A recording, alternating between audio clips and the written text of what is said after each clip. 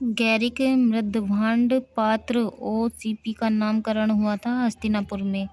गैरिक मृद्भांड पात्र का नामकरण हस्तिनापुर में हुआ था। ताम्रपाषाण काल में महाराष्ट्र के लोग मृतकों को घर के फर्श के नीचे नीचे दफनाते थे। उत्तर से दक्षिण की ओर दफनाते थे।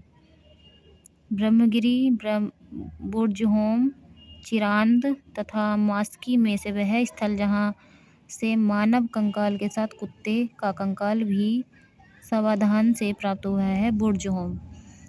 मानव कंकाल के साथ कुत्ते के कंकाल भी जो सावधान से प्राप्त हुआ, कहाँ से हुआ? बुर्जहोम से। बुर्जहोम, कोल्डी हवा, ब्रह्मगिरी और संगनकल्लू में से गर्त आवास के साक्ष्य प्राप्त हुए हैं बुर्जहोम से। गर्त आवास के साक्ष्य प्राप्त हुए हैं कहाँ से? बुर्जहोम से। चंद्रकेतुगढ़ प्रसिद्ध है टेराकोटा कला के लिए। चंद्रकेतुगढ़ प्रसिद्ध है टेराकोटा कला के लिए। गणेश्वर प्रसिद्ध है ताम्र कला आकृतियों के लिए। गणेश्वर प्रसिद्ध है ताम्र कला आकृतियों के लिए। विंध्य क्षेत्र का वह शिलाश्रय जहाँ से सर्वाधिक मानव कंकाल मिले हैं लेखिया से। विंध्य क्षेत्र का वह शिलाश्रय जहाँ से सर्वाधिक मानव कंकाल मिले हैं लेखिया से। नूतन भूतल काल में अंत में सूखे के कारण विंध्य क्षेत्र में भोजन की कमी के कारण लोगों ने गंगा घाटी क्षेत्र में प्रवास किया था। यह अवधारणा दी थी किसने दी थी? जी.आर. शर्मा ने।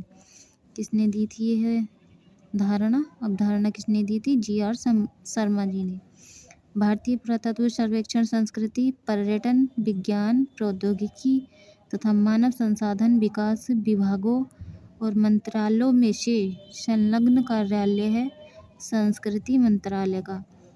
भारतीय पुरातत्व सर्वेक्षण संस्कृति, पर्यटन, विज्ञान, प्रौद्योगिकी, मानव संसाधन विकास विभागों तथा मंत्रालयों में से संलग्न कार्यालय है किसका? संस्कृति मंत्रालय का संलग्न कार्यालय है।